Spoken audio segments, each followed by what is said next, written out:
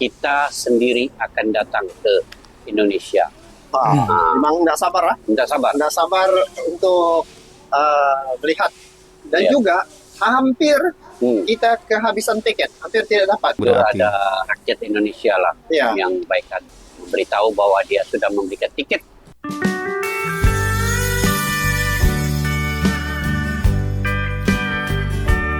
Assalamualaikum warahmatullahi wabarakatuh. Halo teman-teman, jumpa lagi di Aryan M Channel.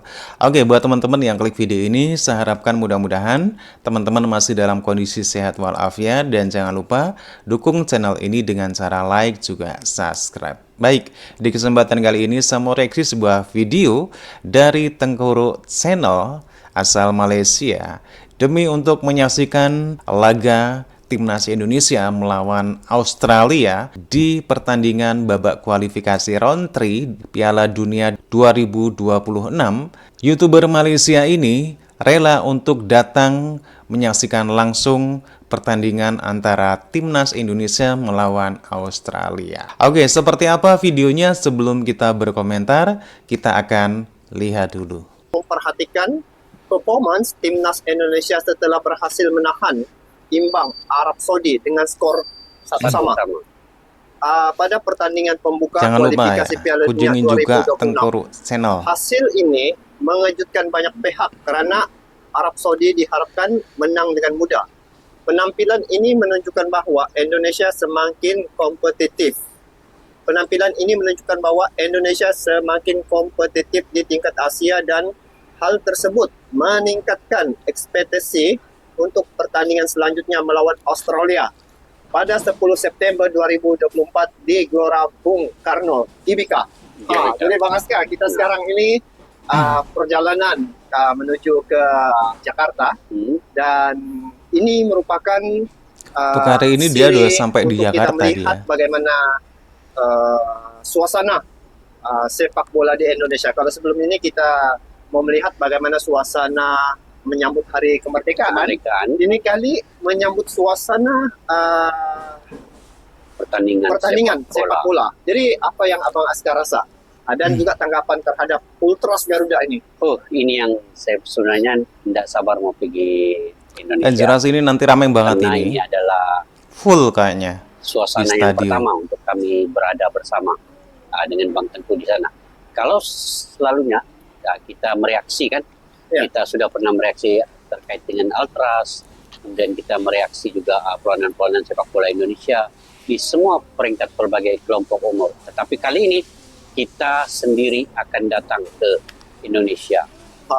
Memang nggak sabar lah. Nggak sabar untuk melihat. Dan juga hampir kita kehabisan tiket, hampir tidak dapat. Hampir kehabisan. Berarti ramai. Ada orang yang baik full nanti berarti. Ada rakyat Indonesia lah yang baik hati. Tahu sendiri supporter Indonesia. Menelpon kita dan memberitahu bahwa dia sudah membelikan tiket untuk kita. Sangat bersyukur.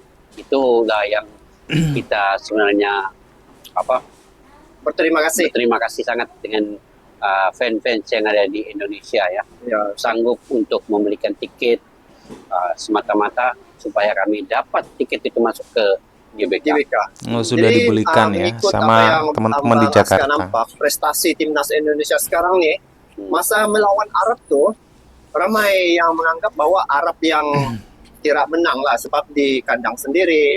Lepas tu dengan supporter Arab, ternyata di sana supporter tu kan hampir Indonesia lagi meriah. Ramai juga supporter di dan dorang ini Arab adalah kemarin Ultras yang dorang mainkan di sana. Jadi nampak menonjol. Jadi Ultras Garuda ini kan dia ada di mana-mana. Dan dorang ini antara 4 Ultras yang terbaik di dunia, yang disegani. Jadi itu yang kita mau nonton sendiri nanti nih. Mau rasa suasana itu macam mana lagu yang menyanyi serentak tuh dengan gendang, apa itu? Ada guys. Dengan gendang semua, lepas tu dia sama rata. Jadi itu tentang suasana lah yang kita mau tengok. Yang menariknya Bang Aska, pada penampilan yang putaran yang ketiga nih, memang betul-betul kejutan lah apabila Martin Paes tampil. Lepas tu dari segi dorang punya performance perlawanan tuh. Ya. Apa komen Bang Aska melihat cara dorang bermain menentang Arab nih yang dikatakan Arab ini adalah tim gergasi ataupun raksasa. Saya pernah tengok tuh yang Indonesia berada dalam grup neraka. Betul. Pernah nampak tuh? Pernah. Jadi coba komen sedikit bagaimana penilaian Bang Aska terhadap pemain-pemain untuk putaran yang ketiga ini pada timnas Indonesia. Ya. Jadi di grup C ini, Indonesia ini bukanlah favorit sebenarnya.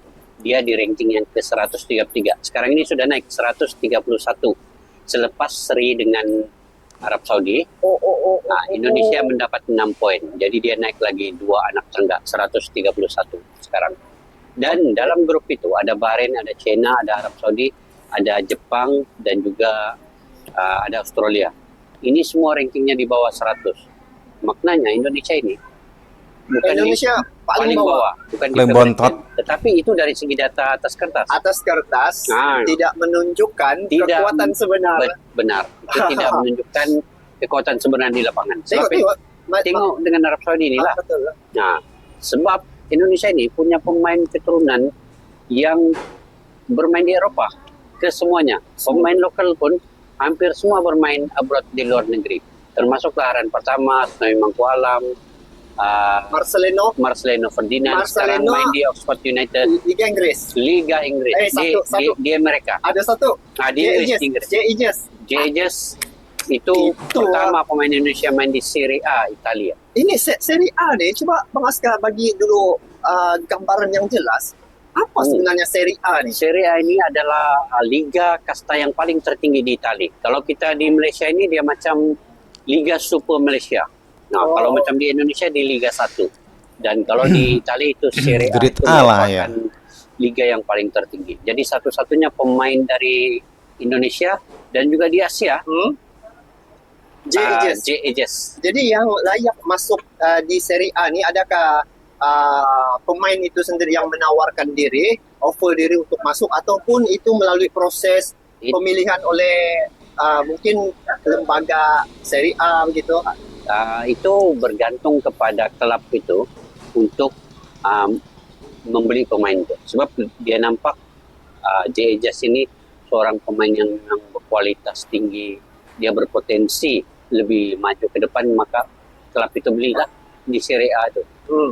Jadi itulah satu-satunya pemain Indonesia yang bermain di Serie A itu. Bukan senang main di Serie A ini.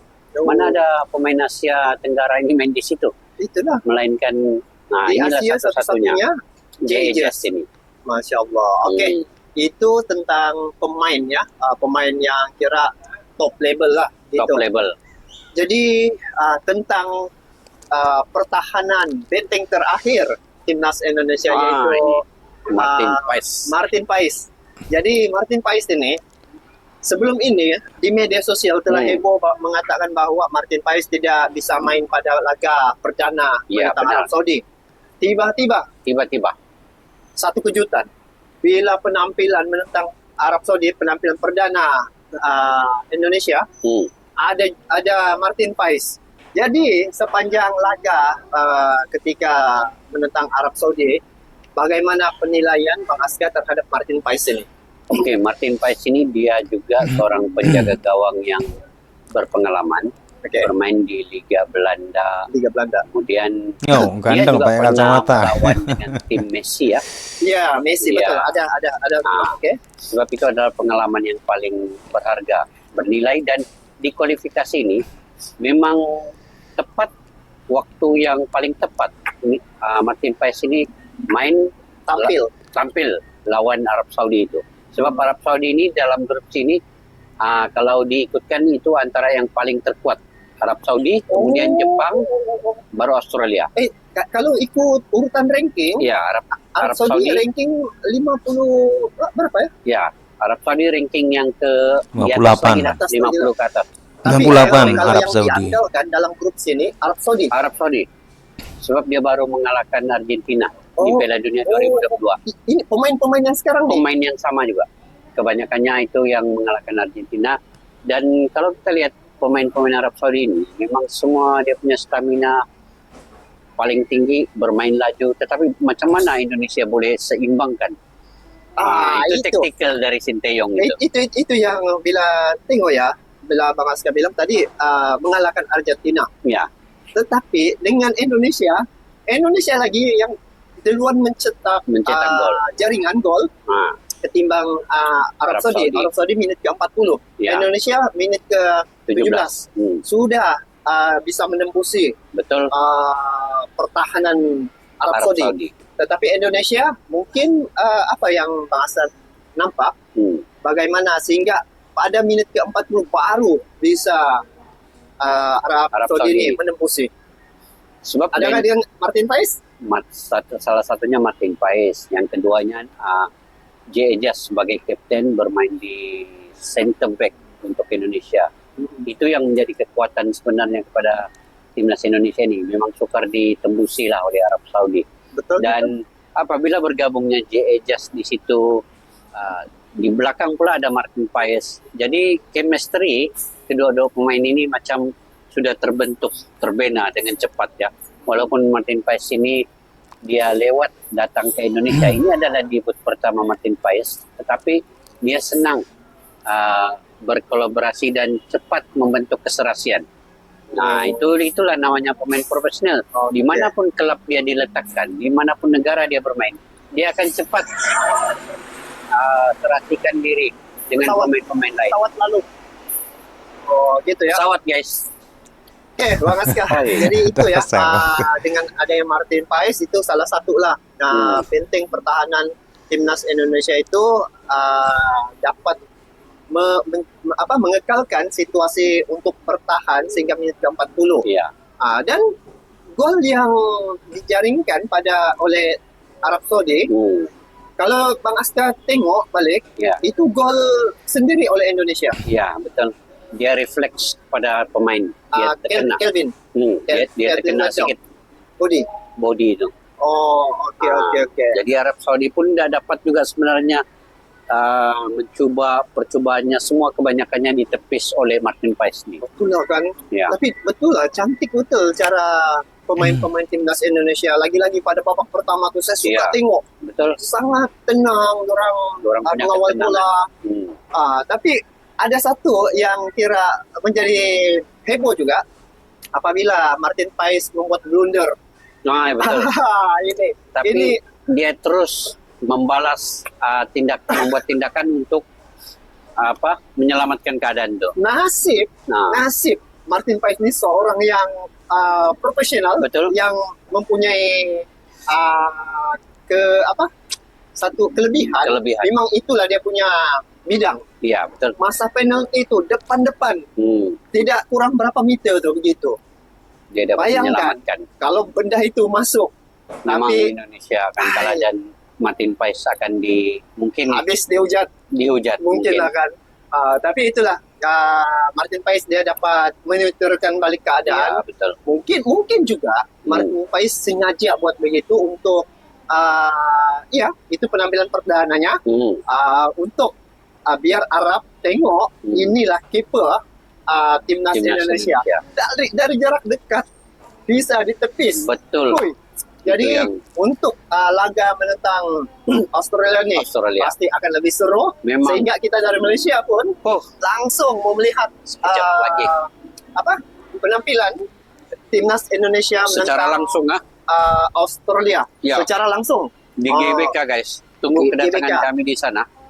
Jadi itulah guys untuk Oke teman-teman ya, demikian satu buah video yang menarik sekali, di mana demi untuk menyaksikan pertandingan Indonesia melawan Australia di babak kualifikasi round 3 Piala Dunia 2026, YouTuber Malaysia yang selalu mereaksi perkembangan sepak bola Indonesia berkeinginan untuk menyaksikan langsung di GBK ataupun Gelora Bung Karno. Oke teman-teman ya, demikian satu buah video. Ada YouTuber Malaysia demi untuk menyaksikan langsung pertandingan Indonesia melawan Australia. YouTuber Malaysia ini datang ke Indonesia biar bisa menyaksikan langsung pertandingannya. Oke teman-teman ya, kita berharap mudah-mudahan nanti di hari Selasa 10 September 2024 Indonesia di laga keduanya di babak kualifikasi Piala Dunia round 3 mampu mengalahkan Australia, apalagi Indonesia bermain di kandang sendiri. Tentunya dukungan dari rakyat Indonesia dan supporter Indonesia itu sangat diharapkan untuk bisa memberi semangat. Terima kasih dan silakan teman-teman kalaupun mau berkomentar saja. Jangan lupa like, subscribe. Terima kasih dan wassalamualaikum warahmatullahi wabarakatuh.